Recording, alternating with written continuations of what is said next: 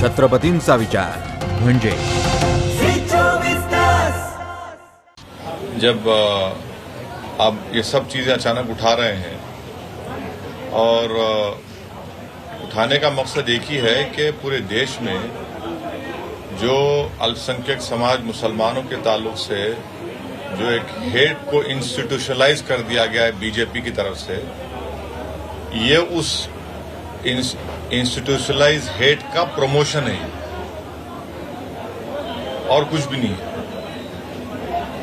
तो इसीलिए हम देख रहे हैं कि जहां जहां बीजेपी की सरकारें हैं वहां पर रूल ऑफ लॉ नहीं है बल्कि रूल बाय बुलडोजर चल रहा है। एक नया जूरिस्प्रूडेंस क्रिएट हो गया, बुलडोजर जूरिस्प्रूडेंस, क्योंकि वहां की बीजेपी की सरकार को कोर्ट पर, संविधान पर, पुलिस पर कोई भरोसा नहीं है। तो इसलिए कलेक्टिव पनिशमेंट के तौर पर मुस्लिम समाज को कलेक्टिव पनिशमेंट दिया जा रहा है, जो हमारे देश के लिए, हमारे देश की कॉन्स्टिट्यूशन के लिए, संविधान के लिए, देश की जुडिशियल सिस्टम के लिए बहुत गलत है ये। और तीसरी बात ये है कि आप तमाम लोग जानते होंगे श्याम शरण साहब को। वो भारत के हमारे IAS ऑफिसर थे, फॉरेन सेक्रेटरी थे, देश के लिए बड़े इम्पोर्टेंट उन्होंने इंटरनेशनल एग्रीमेंट्स किए, देश के बहुत से सीक्रेट्स वो जानते हैं, जियो पॉलिटिकल सिनारियो को समझते हैं।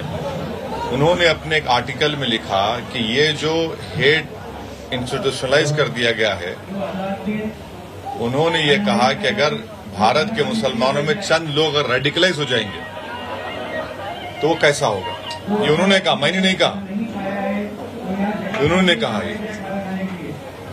तो ये बीजेपी को ये सोचना चाहिए और खास तौर से देश के प्रधानमंत्री को अपनी चुप्पी को तोड़नी चाहिए, खामोशी को तोड़नी चाहिए और रूल ऑफ लॉ को मजबूत करने की जरूरत है। जो बदकिस्मती से, बदबख्ती से बीजेपी उस रूल ऑफ लॉ को, हमारे जो पूरा एडिफिस है वो हमारी लोकतंत्र का, वो कमजोर पड़ रहा है। सर, ये बीजेपी की तो बात आपने कही, कल भी हमने आपका एक वीडियो देखा था भाषण करते वक्त, जिस तरह की स्थिति है, आपके आंखों से आंसू झलक आए थे, वो तो बात आप बता ही रहे। लेकिन ये जो राज ठाकरे की खासतौर से राजनीति महाराष्ट्र में देखने को मिल रही है, इसको आप कैसे देखते हैं? क्या है दो भाइयों का झगड़ा है वो, मेरे को क्या करना है उसमें? हमारा बोलना इतना है कि लॉ एंड ऑर्डर खराब नहीं होनी चाहिए।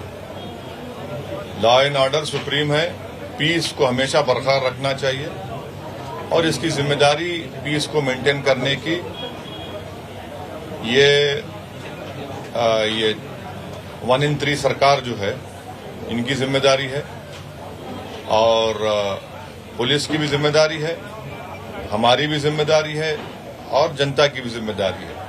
मगर प्राइमरी जिम्मेदारी जो है वो यहाँ की सरकार की है, वो महाराष्ट्र के पीस को मजबूत रखे, उसको बरकरार रखे। ये इनको हम इतना ही कहना चाहेंगे। सर, यहाँ पर 144 धारा लगाई कुछ दिन पहले औरंगाबाद में और उसके बाद इस तरह की राजनीतिक रैली को इजाजत दी जाती है। दोहरे मापदंड पुलिस प्रशासन या सरकार के आपको लग रहा है कि एक तरफ कहा जाता है कि दंगे भड़क जाएंगे और दूसरी तरफ इस तरह की रैली को इजाजत दी जाती है? आप बोलिए इस बात, ये तो आपका लोकल क्वेश्चन है, आपका। बेसिकली हम तो यही मानते हैं कि शहर के बीचों बीच जो रैली की परमिशन दी गई है, हमको कोई ऑब्जेक्शन नहीं था अगर किसी दूसरी जगह के ऊपर बहुत सारे सुझाव आए थे, लेकिन जानबूझकर ये महाराष्ट्र के गृह मंत्रालय और एनसीपी पार्टी की तरफ से ऊपर से आदेश आया है कि ये सांस्कृतिक मंडल के ऊपर है तो ये जगह दी जाए करके। तो अगर शहर में ये जानते हुए कि ईद का माहौल है, इतने सारे लोग बाजारों के अंदर है, बच्चे हैं, औरतें हैं, सब बाजार के अंदर है, अक्षय मतलब सारे त्योहार का जो है 2 साल के बाद है तो लोग है तो मार्केट के अंदर आए हैं, दुकानदार जो है वो पूरा अपना सामान भर के रखे हुए है और ऐसे माहौल के अंदर उन्होंने यहाँ पर परमिशन देना कहीं ना कहीं ये एक ऐसी एक चाल चली जा रही है जिसके अंदर उन्हें कोई फर्क नहीं पड़ता है कि शहर का माहौल खराब हो, जिले का माहौल खराब हो, हमने परमिशन दे दिया तो आओ भाषण दो और आपको क्या करने का है करके। तो ये बहुत ही आपको लगता क्यों है कि माहौल खराब होगा राज ठाकरे के स्पीच के बाद में? देखिए, ऐसे मुद्दे उठाएंगे वो कि जो माहौल खराब हो जाए? नहीं, देखिए ऐसा नहीं। सरकार की जिम्मेदारी है कि वो न सिर्फ औरंगाबाद, महाराष्ट्र प्रदेश में वो पीस को बरकरार रखे, वो उनकी जिम्मेदारी है।